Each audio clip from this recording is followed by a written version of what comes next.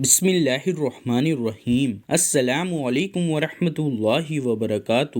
ناظرین کرام، جنات کی پیدائش کب، کیسے اور کیوں ہوئی؟ سب سے بڑے جن کا کیا نام ہے اور قرآن اس بارے میں کیا کہتا ہے، جانیے آج کی اس ویڈیو میں۔ قرآن کریم میں اللہ تعالیٰ کا ارشاد ہے، اور میں نے جنوں اور انسانوں کو صرف و صرف اپنی عبادت کے لیے پیدا کیا ہے۔ جنات اللہ تعالیٰ کی وہ مخلوق ہیں جن کا وجود قرآن پاک کی مختلف آیات سے ثابت ہے۔ ان کے وجود کا انکار کرنا کفر ہے۔ اکابرین امت میں سے کسی نے بھی جنات کے وجود کا انکار نہیں کیا۔ اکثر کفار بھی ان کے وجود کے قائل ہیں۔ چنانچہ قرآن و حدیث کی روشنی میں جنات کی تعریف کا خلاصہ یہ ہے کہ ایک ناری مخلوق جو مختلف شکلیں اختیار کرتی ہے۔ جنات کی کوئی ایک شکل مخصوص و متعین نہیں ہے۔ انسانوں کی طرح جنات بھی احکام کے مکلف ہیں۔ بعض مومن اور نیک ہیں، بعض کافر اور نافرمان۔ ان میں سے جو سرکش ہیں وہ شیطان کے معاون و مددگار ہیں اور انسانوں کو گمراہ کرنے میں ابلیس کا ساتھ دیتے ہیں۔ جنات کو اللہ رب العزت نے انسانی آزمائش کے لیے یہ قدرت دے رکھی ہے کہ وہ مختلف صورتوں میں انسانی زندگی پر اثر انداز ہو سکتے ہیں۔ ناظرین، جس طرح اللہ تبارک و تعالی نے تمام انسانوں سے پہلے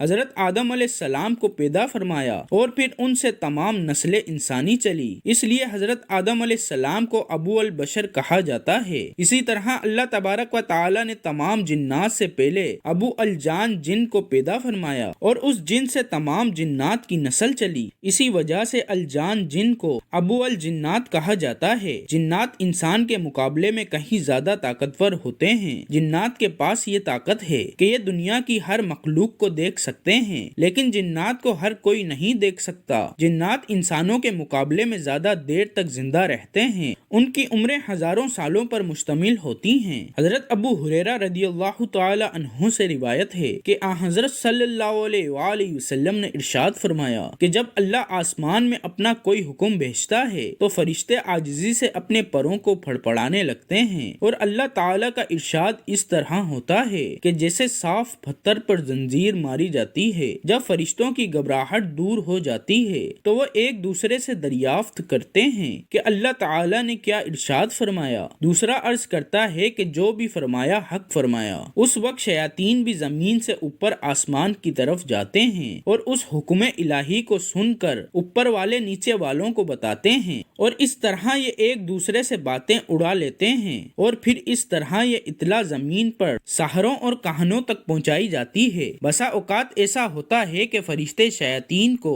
آگ کا کوڑا مارتے ہیں اور وہ اپنے نیچے والوں کو خبر کر دیتے ہیں، اور پھر کاہن ایک بات میں 100 بات جھوٹ ملا کر لوگوں سے بیان کرتے ہیں۔ رسول پاک صلی اللہ علیہ وآلہ وسلم نے فرمایا کہ تم لوگ اپنے گھروں میں قرآن مجید کی تلاوت کیا کرو۔ تلاوت قرآن گھر والوں کے لیے باعث خیر و برکت ہوتی ہے، اور اس گھر میں مومن جنات رہائش اختیار کر لیتے ہیں۔ لیکن جن گھروں میں قرآن پاک کی تلاوت نہیں ہوتی، وہ گھر والوں کے لیے وحشت بن جاتا ہے، اور وہاں کافر جنات ڈیرا ڈال لیتے ہیں۔ حضرت سلیمان علیہ السلام ہفت الکیم یعنی پوری دنیا کے بادشاہ تھے۔ دنیا کی ہر شے آپ کے مطیع و فرما بردار تھی، حتیٰ کہ سرکش جنات ہر وقت ہاتھ باندھ کر آپ علیہ السلام کے احکام کی بجا آوری کے لیے تیار رہتے۔ جنات آپ علیہ السلام کے لیے سمندر کی تہ میں سے قیمتی موتی اور ہیرے جواہرات نکال لاتے۔ حضرت سلیمان علیہ السلام کو بڑی اور خوبصورت عمارتیں بنانے کا شوق تھا، چنانچہ وہ آپ علیہ السلام کے حکم پر بڑی اور عالی شان عمارت تعمیر کر دیتے۔ اگر ان میں سے کوئی ان کی حکم کی عدولی کرتا تو آپ علیہ السلام اسے سزا دیتے اور زنجیروں میں جکڑ دیتے۔ حضرت انس رضی اللہ تعالی عنہ سے روایت ہے کہ آپ علیہ السلام نے فرمایا کہ گندے مقامات جن اور شیاطین کے رہنے کی جگہ ہیں، اس لیے آپ علیہ السلام جب قضائے حاجات کے لیے جاتے تو یہ پڑھا کرتے۔ ترجمہ: اے اللہ، میں آپ کی پناہ مانگتا ہوں خبیث جنوں اور خبیث جنیوں سے۔ ناظرین، جنات سے بچنے کے لیے ذکر الہی، دعائیں، تعوذ، استغفار، سورہ فلق اور سورہ ناس پڑھنی چاہیے۔ یاد رہے کہ 5 وقت کی نماز ادا کرنا سب سے افضل عمل ہے۔ اسی طرح جنات سے بچنے کے لیے آیت الکرسی پڑھنا سب سے بڑا عمل ہے۔ اللہ تبارک و تعالی ہم سب کو شیاطین کے شر سے محفوظ رکھے، آمین یا رب العالمین۔